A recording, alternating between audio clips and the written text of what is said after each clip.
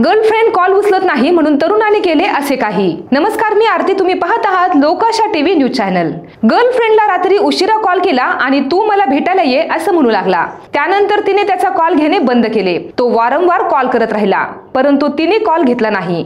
यामुळे दारूच्या नशेत असलेल्या त्या तरुणाने थेट गर्लफ्रेंडचे घर पहाटेच गाठून तू माझे कॉल का घेत नाही असे म्हणत जातीवाचक शिवीगाळ केली। यासोबतच मारहाण सुद्धा केली।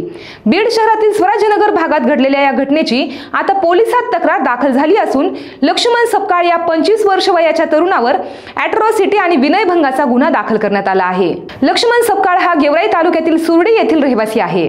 तो आणि पीडित तरुणी हे दोघेही खासगी रुग्णालयात काम करतात।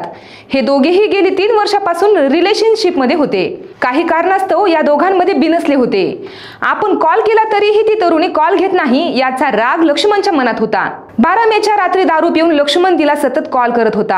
हा कॉल तिने घेतला नाही म्हणून त्यांनी तिच्या घरी जाऊन गोंधळ केला।